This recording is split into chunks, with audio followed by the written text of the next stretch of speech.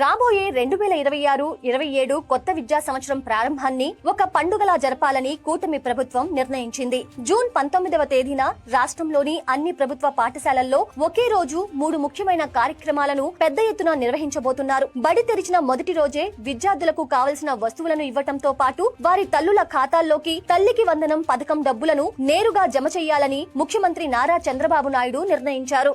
ఈసారి స్కూల్ తెరిచిన మొదటి రోజే అర్హులైన తల్లుల ఖాతాల్లో 15,000 రూపాయల చొప్పున తల్లికి వందనం డబ్బులను ప్రభుత్వం జమ చేయనుంది. దీనివల్ల ప్రైవేటు స్కూళ్లకు వెళ్లాలనే ఆర్థిక భారం తగ్గి ప్రభుత్వ బడుల్లోనే మంచి చదువు దొరుకుతుందనే నమ్మకం తల్లిదండ్రుల్లో పెరుగుతుంది. అదే రోజున విద్యార్థులకు స్టూడెంట్ కిట్లను కూడా పూర్తిగా పంపిణీ చేయాలని అధికారులు వేగంగా ఏర్పాట్లు చేస్తున్నారు. మంచి క్వాలిటీతో తయారు చేసిన పాఠ్యపుస్తకాలు, నోట్బుక్లు, 3 జతల యూనిఫామ్లు, కూల్ బ్యాగ్, షూస్, సాక్స్ లతో కూడిన కిట్టును మొదటి రోజే పిల్లలకు అందిస్తారు. దీనివల్ల పేద విద్యార్థులు ఎలాంటి ఇబ్బంది లేకుండా అందరితో సమానంగా ఉత్సాహంగా క్లాసులకు వెళ్లవచ్చు. కార్పొరేట్ స్కూళ్లకు ఏమాత్రం తీసిపోని విధంగా ప్రభుత్వ బడుల ప్రమాణాలను పెంచడానికి ఈ కిట్లు ఉపయోగపడతాయి. దీనితో పాటు జూన్ 19న అన్ని ప్రభుత్వ స్కూళ్లలో మెగా పేరెంట్ టీచర్ మీట్ జరగబోతోంది. ఇప్పటి వరకు కేవలం కార్పొరేట్ స్కూళ్లలోనే కనిపించే ఈ మీటింగులను ప్రభుత్వ బడుల్లో కూడా పెట్టడం ద్వారా పిల్లల చదువులో తల్లిదండ్రులను భాగస్వాములను చెయ్యాలని ప్రభుత్వం భావిస్తోంది.